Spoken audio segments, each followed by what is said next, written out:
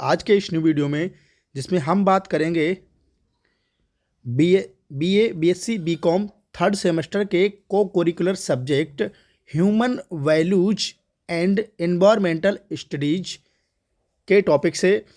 तो environment studies के 15 important questions, multiple choice questions के साथ मैं एक बार फिर पुनः आपके सामने education hub with B N Sharma. ये जो है इम्पोर्टेंट क्वेश्चन जो है आपके लिए आने वाली जो मल्टीपल चॉइस क्वेश्चंस की श्रृंखला होती है, उसके लिए ओमार वेज्ड एक एग्ज़ाम होता है, उसके लिए सिलेक्ट करके बनाए गए हैं।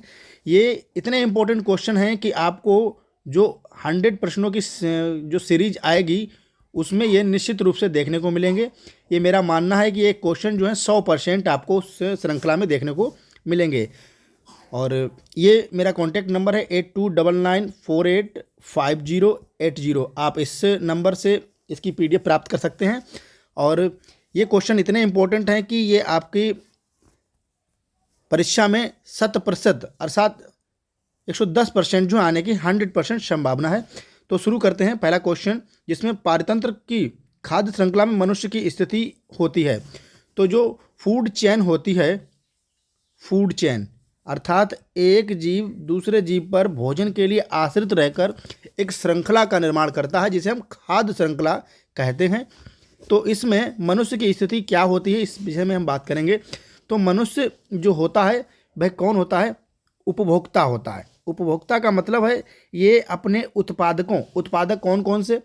हाँ, जो शाकाहारी होते हैं, कुछ मांसाहारी होते हैं। तो मनुष्य जो है वो सर्वाहारी है।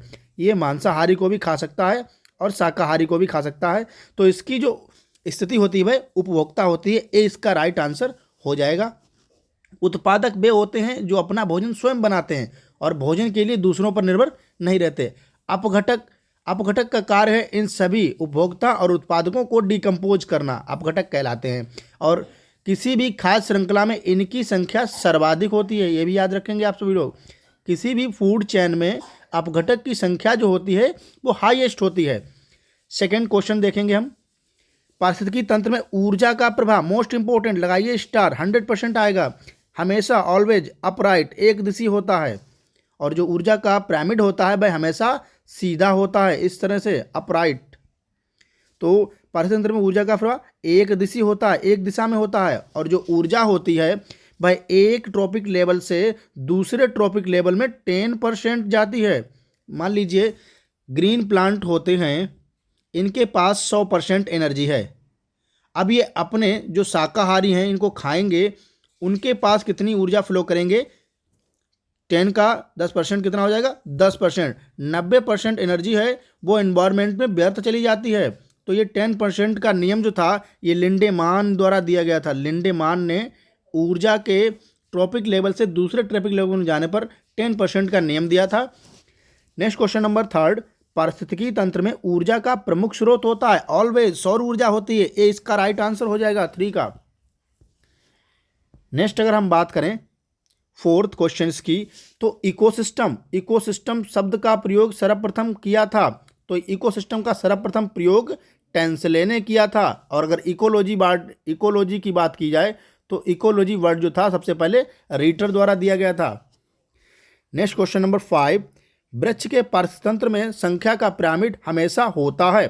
तो वृक्ष पारितंत्र में वृक्षों की संख्या जो है वो ज़्यादा होती है, इसलिए संख्या का पिरामिड जो होता है वह हमेशा उल्टा होता है।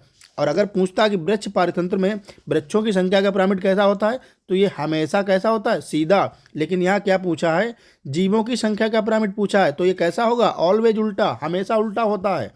नेक्स्ट 6, सही खाद्य श्रृंखला क्रम है। अब देखिए, एक की अगर हम बात करें तो घास को टिड्डे खाते हैं, ठीक है, राइट है। टिड्डे को मेंढक खाता है, मेंढक को सांप खा लेगा और सांप को बाज खा लेगा। ये क्वेश्चन हमें राइट लग रहा है। नेक्स्ट भी चेक करते हैं। घास मेंढक नहीं खाएगा, रॉन्ग हो जाएगा। घास मोर नहीं खाता है, तो ये भी रॉन्ग हो जाएगा। घास सांप भी नहीं खाता है, तो सही खाद्य श्रृंखला क्या हो जाएगी? ए वाली। घास को टिड्डे खाते हैं, टिड्डे को मेंढक और मेंढक को सांप और सांप को बाज खा लेगा। तो ये एक श्रृंखला का निर्माण करता है जिस पर ये जीव निर्भर हैं। तो ए इसका राइट आंसर हो जाएगा। नेक्स्ट क्वेश्चन की बात करें 7, झील के पारिस्थितिकी तंत्र में जैव भार, जीवों का भार का पिरामिड कैसा होता है? तो यह भी उल्टा होता है। बी इसका राइट आंसर हो जाएगा। नेक्स्ट क्वेश्चन नंबर, मनुष्य होता है तो मनुष्य सर्वभक्षी होता है। यहाँ पर हम बात करेंगे डी की, सर्वभक्षी होता है। ये शाकाहारी, मांसाहारी और उत्पादक सबको खा लेगा, तो ये सर्वभक्षी होता है। नेक्स्ट क्वेश्चन नंबर 9, अपघटक होते हैं तो किसी भी पारिस्थितिकी तंत्र में अपघटक कौन कहलाते हैं? Bacteria and fungi. सी इसका राइट आंसर हो जाएगा।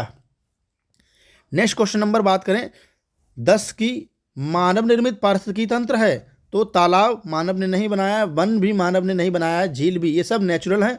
एक्वेरियम, बी इसका राइट आंसर हो जाएगा। एक्वेरियम जिसको हम घरों में सुंदरता के लिए, सज्जा बढ़ाने के लिए रखते हैं, तो ये एक्वेरियम कहलाता है, जिसमें कुछ पानी और एक शीशे का एक्वेरियम होता है, जिसमें 3, 4, 5 मछलियाँ आप लोग डाल देते हैं, तो ये एक्वेरियम कहलाता है। नेक्स्ट और मोस्ट इंपॉर्टेंट क्वेश्चन, बायोसिनेसिस शब्द का उपयोग करने वाले वैज्ञानिक थे तो ये थे कार्ल मोबियस, और इन्होंने पारिस्थितिकी सिस्टम के लिए, इकोसिस्टम के लिए बायोसिनोसिस शब्द का प्रयोग किया था। नेक्स्ट अगर हम बात करें ऊर्जा का पिरामिड, मोस्ट इंपॉर्टेंट, लिख कर ले लीजिए, आपके एग्जाम में 100% आएगा। तो ऊर्जा का पिरामिड ऑलवेज अपराइट होता है, हमेशा सीधा होता है। ए इसका राइट आंसर हो जाएगा। नेक्स्ट, मनुष्य होता है तो मनुष्य तो सर्वभक्षी होता है, इसे ना द्वितीयक उपभोक्ता कह सकते हैं ना तृतीयक, ये सर्वभक्षी है, सभी को खा लेगा आवश्यकता पड़ने पर। इंसान को खा लेगा अगर आवश्यकता पड़ गई, तो ये तो सर्वभक्षी है।